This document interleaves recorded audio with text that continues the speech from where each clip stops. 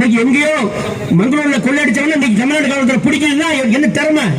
இந்தியாவில் கிடையாது, உலகத்திலே கிடையாது காவல்துறை. அப்படிப்பட்ட காவல்துறை வச்சுக்கிட்டு நீ கோமாளித்தனம் பண்ற இல்லையா?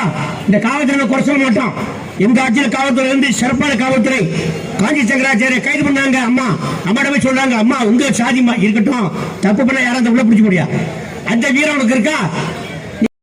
அப்பொழுது தமிழகத்தின் முதலமைச்சராக நிர்வாக மேதை என்று அழைக்கப்படுகின்ற பக்தவச்சலம் முதலமைச்சராக இருக்கிறார். அப்பொழுது இந்த சின்னசாமி அவர்கள் பக்தவச்சலம் காலையை கட்டி முடித்து கெஞ்சி கதறுகிறார், தமிழகத்தில் ஹிந்தி கொண்டு வர வேண்டாம், நீங்கள் இதற்கு முயற்சி எடுங்கள் என்று சொல்லி பக்தவச்சலத்தை கெஞ்சி கூத்தாடிய பொழுது கூட பக்தவச்சலம் சற்றும் செவி சாய்க்கவில்லை. அங்கிருந்த புத்த துறவிகள் அத்தனை பேரும் இந்த கொடுங்கோல் ஆட்சியை கண்டித்து நெருப்பிலே தீயிட்டு குளித்துக் கொண்டார்கள். உடனே கிளப்பழுவூர் சின்னசாமி அவர்கள் ஒரு பேப்பரை எடுத்தாங்க, இருந்தார். அவரும் ஒரு மொழிப்போர் தியாகிதான். அதே போல மாணவரை எடுத்துக்கொண்டால் மதுரையிலே ஏபிசி என்ற ஒரு கல்லூரி பிகாம் படித்துக் கொண்டிருந்த மாணவர் தான் சாரங்கபாணி. அந்த நேரத்திலே அப்பொழுது இருந்த அரசு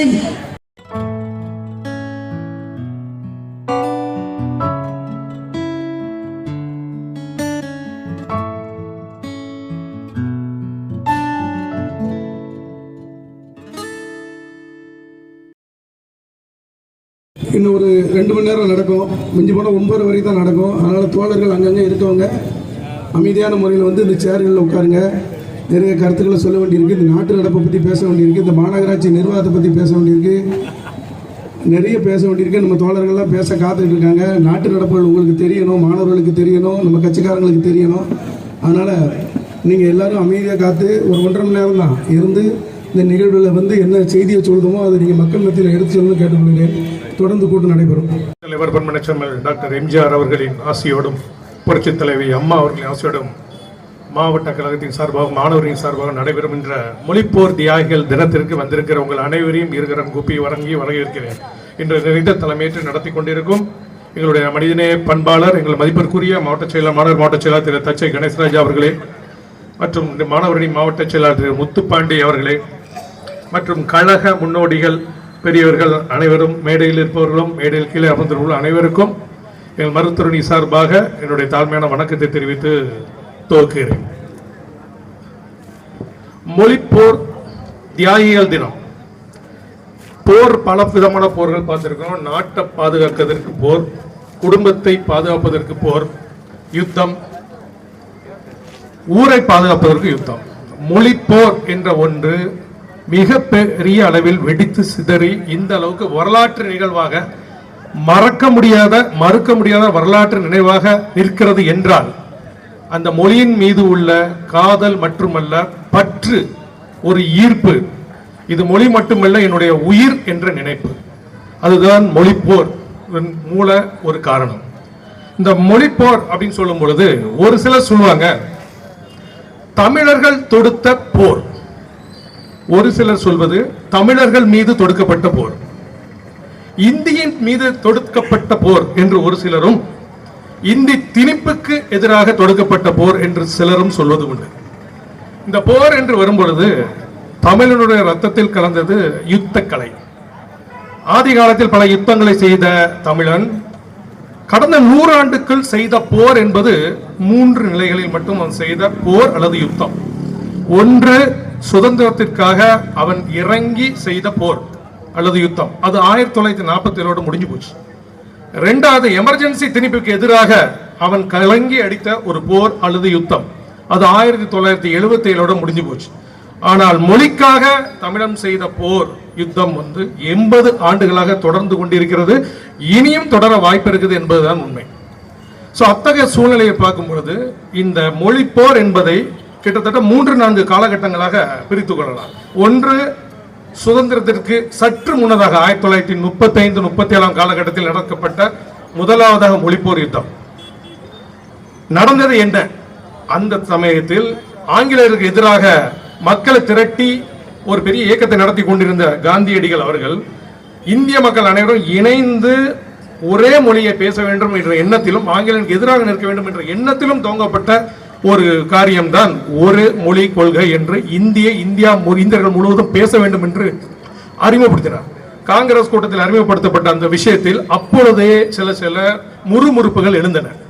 ஆனால் அதை தீவிரமாக அவர் நடைமுறைப்படுத்தும் பொழுது தன் மொழிக்கு ஆபத்து வந்துவிடும் என்று நினைத்த மக்கள் அதற்கு எதிராக எதிர்ப்பு கிளம்பிய பொழுது அது கொஞ்சம் கொஞ்சமாக அடங்கியது. அந்த சமயத்தில் இருந்த மதராஸ் மாகாண அரசு கடுமையான நெருக்கடி கொடுத்து மிகப்பெரிய அளவில் ஒரு கட்டமைக்க விட்டப்பட்டு ஒரு வன்முறை கட்டமைத்து விட்ட சூழ்நிலையில் தான் முதலாவதாக மொழிப்போர் தொடங்கியது. இரண்டாவது மொழிப்போர் காலகட்டம் சுதந்திரத்துக்கு பிந்தைய காலகட்டம். அப்போது குடியரசுத் தலைவராக இருந்தவர்கள் ஹிந்தி என்ற கொள்கையை திணிக்க முற்பட்ட பொழுது தமிழன் கொந்தளித்து எழுந்தான் என்பது வரலாறு. அந்த சமயத்தில் எனக்கு முன்னே பேசியவர்கள் சொன்ன அந்த 3 பேர், முக்கியமாக அவர்கள் சொன்ன தாளமுத்து, நடராசன், இவர்களோடு சேர்த்து இன்னொருத்தர் என்னன்னா அண்ணாமலை பல்கலைக்கழகத்தில் பயின்று வந்த மாணவர் ராஜேந்திரன் என்ற மாணவர். இவர்கள் 3 பேருடைய மரணம் மிகப்பெரிய அளவில் கொழுந்து விட்டு இருந்தது. காரணம் என்னன்னா அதில் ஒருத்தர் இருந்தது அவங்க சொன்னது மாதிரி தெற்கு வியட்நாம்ல அந்த டைம்ல புத்த பிக்குகள் அந்த யுத்தத்தில் அந்த யுத்தக்காரர்கள் வரும்பொழுது தன் நாட்டை பாதுகாக்க மொத்தமாக தன் மீது மண்ணெண்ணையோ பெட்ரோலை ஊத்திட்டு கொழுந்து விட்டு எரிஞ்சாங்க. அதை பார்த்த மக்கள் வெறிகொண்டு எழுந்து போராடினார்கள். அந்த புத்த பிக்குகளின் அந்த கதையை பார்த்த நடராசன் தன்னைத்தானே தீ வைத்துக் கொண்டு எரிந்தார். அந்த பர்ன்ஸ் அப்படின்னு நீங்க கேள்விப்பட்டிருப்பீங்க. ஒரு மருத்துவராக சொல்கிறேன், அந்த எரிந்து சாவது என்பது ஒரு கொடுமையான விஷயம். பர்ன்ஸ்ல first degree, second degree, third degree, fourth டிகிரின்னு சொல்லுவாங்க.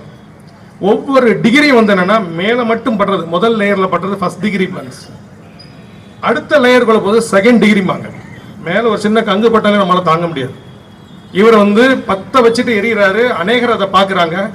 அதை பார்த்து கொழுந்து விட்டு எரியுது மக்களின் உணர்வு. தேர்ட் டிகிரி பர்ன்ஸ்ல வரும்பொழுது தோலை தாண்டி 7வது லேயரை தாண்டி உள்ளுக்கு போய் உங்களுடைய ஸ்கின்னுக்கு அடியில் உள்ள நரம்புகள் மற்றும் இரத்த குழாய்கள் எரியும். 4th டிகிரிங்கும் போது அதுக்கும் உள்ளே போய் எலும்புகள் எரிந்து உருகி உங்க மேல உள்ள கொழுப்புகள் உருகிற ஒரு சூழ்நிலையை அந்த வேதனை தாங்கவே முடியாது. இந்த 4th டிகிரி பேண்ட்ஸ்ல இருக்கிறவங்க பிழைப்பது மிக மிக கடினம். அத்தகைய 4th டிகிரி பேண்ட்ஸ் அவரை மட்டும் இல்லை, அதை பார்க்கிறவர்கள் அதை தாங்க முடியாம தான் இறந்தாலும் பரவாயில்லன்னு சொல்லி வீதிக்கு வருவதை கண்டு அடக்க முடியாமல் திணறினார்கள். இதே சமயத்தில் அண்ணாமலை பல்கலைக்கழகத்தில் படித்துக் கொண்டிருந்த ராஜேந்திரன் அந்த மாணவரோட போராட்டத்தை ஒடுக்குவதற்காக போலீஸ் ஷூட் பண்ண போறோம்னு சொல்லும் பொழுது அவர்களுக்கு முன்பாக நின்று சட்டைகளை சுடுங்க பார்க்கலாம்னு சொன்ன மாணவர் ராஜேந்திரன். ஸோ அப்போ அந்த புல்லட் இன்ஜுரி அந்த பையன் மேலப்படுது. புல்லட் இன்ஜுரி ஏற்கனவே சொன்ன மாதிரி பேர்ன் இன்ஜுரி மாதிரி புல்லட் இன்ஜுரி ஒரு கொடுமையான ஒரு விஷயம். அந்த புல்லட் என்பது அந்த பிஸ்டலுக்கு தகுந்த மாதிரி, ரைஃபிளுக்கு தகுந்த மாதிரி ஒவ்வொரு புல்லட்டும் ஒவ்வொரு விதம். சிலர் உள்ளுக்கு போய் தொலைச்சிட்டு வந்துடும், சிலது உள்ளு போய் வெடிச்சு சிதறும், சரி உள்ளுக்கு போய் ரொட்டேட் ஆகி வெளியில் வரும். ஸோ இப்படிப்பட்ட சூழ்நிலையில் அது உள்ளுக்கு போய் வெளியில் வரும் பொழுது சதையை பீத்து கொண்டு சதைக்கு உள்ளே உள்ள நரம்புகளையும் எலும்புகளையும் இரத்த குழாய்களையும் தெரித்து கொண்டு வெளியில் வரும் பொழுது இருதயம் மட்டுமில்லாமல் நுரையீரலும் அவனுக்கு சிதறு. இதை சுற்றி இருந்து பார்த்து கொண்டிருந்த மாணவர்கள் உணர்ச்சி வசப்பட்டு பொங்கி எழும்ப அண்ணாமலை பல்கலைக்கழகத்தில் பற்றிய அந்த நெருப்பு தமிழகம் எங்கும் பரவியது. ஸோ மாணவர்கள், காலேஜ் பசங்க மட்டும் இல்ல, ஸ்கூல் பசங்க முதற்கொண்டு கட்சி சார்ந்தவர்கள் சாராதவர்கள் பொதுமக்கள் அனைவரும் வீதிக்கு போராடிய ஒரு பயங்கரமான நிகழ்வு. ஸோ அத்தகைய நிகழ்வுகள் ஒரு மொழியை காப்பதற்காக மக்கள் ஒருங்கிணைந்து செய்த அந்த விஷயத்துக்கு அச்சாரமாக இருந்தது இந்த 3 மொழிப்போர் தியாகிகள். நம்ம கழக முன்னோடிகள் எல்லாருடைய 12-17 பேரை வாசிச்சாங்க. ஒவ்வொருத்தர் ஒவ்வொரு விதத்தில் சிறப்பு என்ற பொழுது இந்த 3 பேருடைய மரணத்தை பார்த்தவர்கள் பொங்கி எழுந்து வந்தார்கள் என்றால் அது அதுதான் அதோட ரீசன். அந்த மொழிப்போர் இந்த அளவுக்கு வளர்ந்தது. இந்த மொழிப்போர் நடந்துட்டு இருக்கும் பொழுது ஒவ்வொரு காலகட்டத்தில் ஒரு முதல்வர், டெல்லி சர்க்கார், முக்கியமாக சொல்ல போனால் காங்கிரஸ் சர்க்கார் தான், டெல்லி சர்க்கார் என்ன சொல்கிறதோ அதை செய்வதற்கு இங்கிருந்த சென்னை மாகாண முதல்வர்கள் பக்தவச்சலம் அவருடைய அந்த டைம், ஓமந்தூர் ரெட்டியார் அவருடைய டைம், அப்புறம் இறுதியாக காமராஜர் இருந்தார். காமராஜர் 1960களில் நடந்த 3ஆம் கட்ட மொழிப்போரில் அங்க டெல்லி சர்க்கார் சொன்னதை இவர் செயல்படுத்த வேண்டிய கட்டாயத்தில் இருக்கும் பொழுது காமராஜர் சொன்னது, கடுமையான நடவடிக்கை எடுப்போம், எந்த அளவுக்கு வன்முறை வந்தாலும் அதை வன்முறை தூண்டும் அளவுக்கு நாங்க நடவடிக்கை எடுப்போம் அப்படிங்கிற கடுமையான ஒரு எச்சரிக்கை கொடுக்கும் பொழுது அண்ணா அவர்கள் சொல்கிறார், முந்தி 3 பேர் இருந்தார்கள். இன்று அன்றைய திராவிட முன்னேற்ற கழகத்தில் 3 லட்சம் உறுப்பினர்கள் இருக்காங்க. 3 லட்சம் உறுப்பினர்களும் நெஞ்சில் நாங்க அந்த புல்லட்டை வாங்குறதுக்கு ரெடியா இருக்கோம், தீயில் நடக்கிறதுக்கு ரெடியா இருக்கும்னு சொல்லும் பொழுது மக்கள் வீறு கொண்டு இருந்து தெருவுக்கு வந்தார். ஸோ அதை கட்டுப்படுத்த முடியாமல் அடுத்து வந்த தேர்தலில் தன்னுடைய ஆட்சியை பலி கொடுத்தது காங்கிரஸ். அன்றைக்கு பலி கொடுத்த தன்னுடைய ஆட்சியை பலி கொடுத்த காங்கிரஸ் இன்றளவு 50 ஆண்டுகள் தாண்டிய பின்பாகவும் மீண்டும் ஆட்சிக்கு நினைத்து கூட பார்க்க முடியாத சூழ்நிலை இருக்கிறது. காங்கிரஸ் ஆட்சியை விட்டு வெளியில போனது மிக முக்கியமான காரணம் மொழிப்போர். தமிழுக்கு துரோகம் செய்ததினால், தமிழருக்கு விரோதமாக செயல்பட்டதினால் ஆட்சியை இழந்து இன்றளவு வெளியில் இருக்கிறார் என்பது வரலாறு. இத்தகைய சூழலில் இவ்வளவு பேருடைய தியாகத்தோடு காக்கப்பட்ட நம்முடைய மொழியை காக்க வேண்டிய பொறுப்பில் நம்ம இருக்கிறோம். மக்களுடைய பிரச்சனைகளுக்கும் மக்களுடைய உணர்வுகளுக்கும் மதிப்பு அளிக்கக்கூடிய அனைத்து இந்திய அண்ணா திராவிட முன்னேற்ற கழகம் இன்றைய காலகட்டத்தில் மொழிப்போர் தியாகிகளுக்கு ஒரு நினைவு நாளாக அனுசரித்து அவர்களுக்கு மதிப்பு மரியாதை கொடுத்து இந்த வரலாறை அடுத்த கட்ட தலைமுறைக்கும் கடத்தக்கூடிய ஒரு இயக்கமாக இருப்பது, அதில் நாமெல்லாம் பங்கெடுத்திருப்பது நமக்கெல்லாம் பெருமை. அத்தகைய அனைத்து இந்திய அண்ணா திராவிட முன்னேற்ற கழகத்துக்கு இந்த மிகச்சிறப்பான மொழிப்போர் கூட்டத்திற்கு வந்திருக்கும் ஒவ்வொருக்கும் சொல்லக்கூடிய விஷயம் என்னவென்றால், வரலாறு மிக மிக முக்கியம். வரலாறை திரித்து கூறுவதில் வல்லவர்கள் திமுக மிக சிறப்பாக. அன்றைய திமுக அண்ணாவால் வளர்த்தெடுக்கப்பட்ட திமுக, இன்றைய திமுக யாரால் வளர்த்தெடுக்கப்படுகிறது நமக்கு தெரியும். மொழி என்றால் நாங்க தான் சொல்லிட்டு இருக்க ஒரு சிலர் நீங்க அவங்க பண்ற விஷயம் என்னன்னு பாத்தீங்கன்னா, மொழிக்கு எதிராக போராடுவது போல் ஒரு மாய தோற்றம். ஆனால் சன்ஷைன் ஸ்கூல்ல முதல் மொழி பாடம் ஹிந்தி, இல்ல பிரெஞ்சு, இல்ல ஜெர்மன், தமிழ் கிடையாது. சன்ஷைன் ஸ்கூல் யாருக்கு ஸ்கூல் தெரியுமா? சன் குழும நிறுவனத்தின் அவங்களுடைய குடும்பத்துக்கான ஸ்கூல். சன்ஷைன் ஸ்கூல் நம்பர் 1 ஸ்கூலாக அவர்கள் எப்படி ப்ராஜெக்ட் பண்றாங்க? வருடத்திற்கான ஃபீஸ் 5 லட்சம் ரூபாய் ஆரம்பம். வெளியில பேசுறது மொழி, தமிழ், ஊச்சி மூச்சு எல்லாம் சொல்றாங்க. அங்க போனீங்கன்னா உங்களுக்கு தமிழே கிடையாது. இன்னைக்கு சேனல் ஆரம்பிக்கிறாங்க எல்லா ஊர்லயும். நம்மளோட உணர்வை தூண்டி ஏதோ தமிழை பாதுகாக்க சொல்றாங்க ஒழிய, ஒவ்வொரு ஸ்டேட்லயும் போய் அவங்க மொழியில தான் ஆரம்பிக்கிறாங்க. அங்க போய் சூரியன் டிவின்னு சொல்லி வைக்கல. எல்லா ஊர்லயும் அவங்கவுங்க லாங்குவேஜ் வச்சு அந்தந்த மாநில மக்களை ஏமாத்தி அந்த கமர்ஷியல் ஆஸ்பெக்ட்ல என்னென்ன பண்ணணுமோ மிக சிறப்பாக செய்து வருகிறார். இதுலதான் இந்தி. அப்ப நம்ம எல்லாம் இந்திக்கு கண்டிப்பாக எந்த மொழிக்கும் அஇஅதிமுகவோ நாமோ எதிர்ப்பு கிடையாது. ஆனா நம்முடைய மொழியான தமிழ் என்று வரும் பொழுது அதற்கு எதிராக எந்த மொழியை திணிக்கப்பட்டாலும் களம் கண்டு இறங்கி அதை எதிர்த்து நிற்பதற்கு அஇஅதிமுகவும் நம்முடைய தலைவர்களும் தொண்டர்களும் தயாராக இருக்கிறார் என்பதை இந்த தருணத்தில் நம்ம ஆணித்தரமா சொல்றோம். இந்தி அப்படிங்கும் பொழுது அறிஞர் அண்ணா அவர்கள் ஒன்று சொல்றார். இந்தி இதமாக ஆரம்பத்தில், இந்தி லாப நோக்குடன் இடையில், இந்தி இருமாப்புடன் இறுதியில் அப்படிங்கிறார். இந்தியுடைய நோக்கம் அதுதான். முதல்ல என்ன சொல்றாங்க? இந்தியும் தமிழும் என்று கொண்டு வருவார்கள். அடுத்து தமிழும் இந்தியும் என்று கொண்டு வருவார்கள். அடுத்து இந்தியும் தமிழும் என்று ஆகி இறுதியில் இந்தி மட்டுமே என்று கொண்டு வருவதற்கு முயற்சிக்கிறாங்க. ஆனால் இருமொழி கொள்கை தான் வேண்டும் என்று சொல்லி அனைத்தரமாக வித்திட்டவர் அறிஞர் அண்ணா.